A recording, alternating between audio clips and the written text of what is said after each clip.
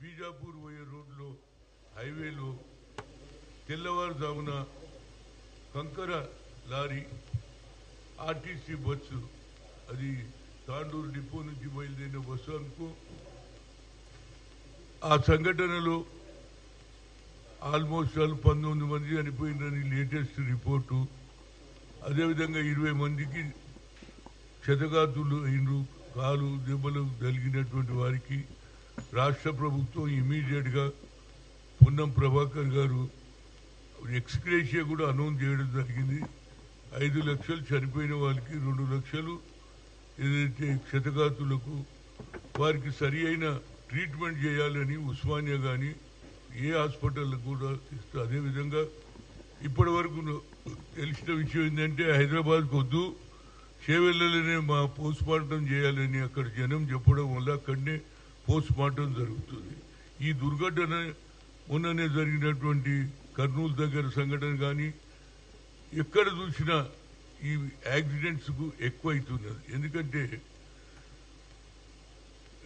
ఏదైతే transport minister ఉన్నారో వారికి నా రిక్వెస్ట్ ఏంటంటే ఇది హైవే మొదలైంది ఎప్పుడో, ఇంకా మెల్లమెల్లగా నత్తనడక నడుస్తుంది కాబట్టి సింగిల్ రోడ్లో ఇలాంటి సంఘటనలు జరుగుతున్నది. దాన్ని నితిన్ గడ్కరీ గారు ఇమీడియట్గా ఎక్కువ ప్రతిపాదిక తీసుకొని ఈ రోడ్లు బాగు చేస్తే, ఎందుకంటే చేవెళ్ళకు ఇప్పుడు రూట్ చాలా పెద్దగా అయిపోయింది. ఇంతకుముందు అంటే ఎవరు పోకపోతే అక్కడనే ఫామ్ హౌస్లు అవుతున్నాయి, అక్కడనే ఇండ్లు డెవలప్మెంట్ జరుగుతుంది. కాబట్టి ఈ యాక్సిడెంట్ సింగిల్ రోడ్లో జరుగుతుంది కాబట్టి దీన్ని ఎక్కువగా స్పీడ్గా ఇది పూర్తి చేస్తే 4 లైన్ చేస్తే కొద్దిగా ఏది యాక్సిడెంట్లు తక్కువ జరుగుతుంది. ఎవరి దారి వాళ్ళు పోతారు. అపోజిట్ రావడం వల్ల ఈ సంఘటన జరిగింది. దీనికి నా చనిపోయిన కుటుంబం ప్రగాఢ సంతాపం. అదేవిధంగా ముఖ్యమంత్రి గారు కూడా ఇమీడియట్గా అందరికీ అలర్ట్ చేశాడు, మంత్రులకు అదే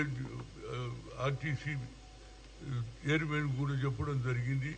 ఏదైనా ఈ సంఘటన ఇలాంటివి రోడ్ల మీద ఎక్కువ మంది యాక్సిడెంట్లు జరుగుతున్నాయి కాబట్టి హైవేను ఏదైతే అప్పుడే 6 లైన్లు చేసినట్టే అయిపోతుండే, మొదలు 2 లైన్ ఉంటే ఇప్పుడు దాన్ని 4 అంటున్నాం, మళ్ళీ 4 తర్వాత మళ్ళీ 2 అంటారు. కనుక హైవే ఎక్కడ జనాభా పెరుగుతుందో అక్కడ హైవేలు 6 లైన్స్ ఇప్పుడు విజయవాడ కూడా ఇప్పుడు 6 లైన్స్ చేస్తున్నారు. ఇంతకుముందు 4 ఉండే, ఇప్పుడు మళ్ళీ 6 చేస్తారు, 2 పెంచుతున్నారు.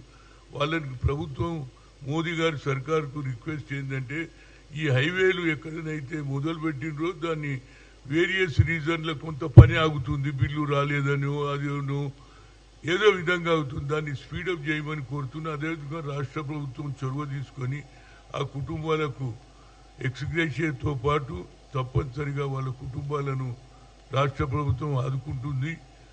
ఈ సంఘటనను నేను దిగ్వాంది. అదేవిధంగా భగవంతుడు ఏదైతే వారి కుటుంబ సభ్యులకు ఆయురారోగ్యాలు ఇవ్వాలని అదేవిధంగా నా ప్రగాఢ సంతాపం తెలియజేస్తున్నా. దీంతో పాటు ఒక పక్క జూబ్లీ హిల్స్ ఎన్నికలు జరుగుతుంటే అటు బీఆర్ఎస్ బీజేపీ కొత్త ప్రచారం చేస్తున్నారు. మీరిగిన కాంగ్రెస్ కు ఓటేస్తే బియ్యం రాదు, 2 బెడ్రూమ్ రాదు, అదేవిధంగా అన్ని ఆపేస్తారు అనే కొత్త ప్రచారం చేస్తున్నారు. మాకు ఓటేసిమంటుంటే మీరు వేస్తే జరగదంటున్నారు, మీకు వేస్తే మీరేం చేస్తారో చెప్పండి. ఎంతసేపటికి హైడ్రా బుల్డోజర్ కూలగొడుతున్నారు.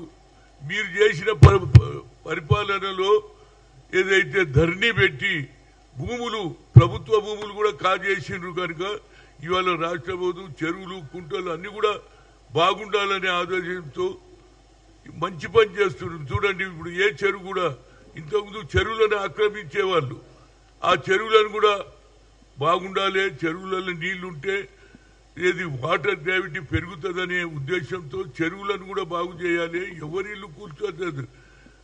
ఎవరైతే ప్రభుత్వ భూములు ఆక్రమించి సర్వే నెంబర్లు మార్చేసి ఏది ఇందిరాగాంధీ ఇచ్చినటువంటి అలయన్స్ కూడా ల్యాండ్ కూడా ఏది అవి కూడా తీసేసుకోవడం జరిగింది. దాని మీదే జరుగుతుంది. తప్పుడు ప్రచారం ఎన్ని రోజులు చేస్తారా బాబు? నేను కూడా తిరిగినా ఏది జూబ్లీ హిల్స్ ఎన్నికలు 3 సార్లు పోయొచ్చిన ఎక్కడ కూడా ప్రజలు వ్యతిరేకం లేరు. అయ్యా మాకు బియ్యం వస్తుందని చెప్తున్నారు, మాకు కరెంట్ అని వస్తున్నారు. కేవలం ఒకటే ఒకటి 6 గ్యారంటీలో ఒకటే ఒక గ్యారంటీ ఏంటంటే మహిళలకు 2500 ఇచ్చేది తప్పితే అన్ని ఇవ్వడం జరిగింది. 200 యూనిట్ లోపల కాల్చిన వాళ్ళకు ఫ్రీ కరెంట్ అన్నాం, బస్సు ఫ్రీ అంటున్నాం. అన్ని చేస్తుంటే వీళ్ళకు అభివృద్ధి గురించి చెప్తలేరు. మీరేం చేస్తారో చెప్పుర్రా బాబు. మీ ప్రభుత్వమే పడిపోయింది కదా, కేంద్రంలో వాళ్ళ ప్రభుత్వం ఉన్నది, వాళ్ళు కూడా ఏం చేయరు కదా. కేవలం గెలుస్తున్నాము అనే కాంగ్రెస్ కు మంచి అవకాశాలు ఉన్నాయని తప్పుడు సర్వేలు చేపిస్తున్నారు.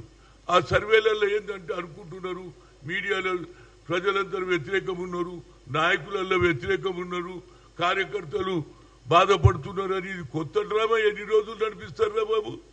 మీరు 10 ఏళ్ళు ఉన్నారు, మీరు ఏం చేసిరో మీరు చెప్పుండ్రి. లేకుంటే ఇంకా ముందు మీరు ఏం చేస్తారో అది చెప్తలేరు. ఎంతసేపు కూలగొట్టడం రేవంత్ రెడ్డి అంటే కూలగొట్టడం, మేము కట్టడం. మీరేనా కడతారా? మరి కట్టిన 2 బెడ్రూమ్లే ఇయ్యలే, మీరు కట్టారు వదిలేసి వెళ్ళిపోయినారు.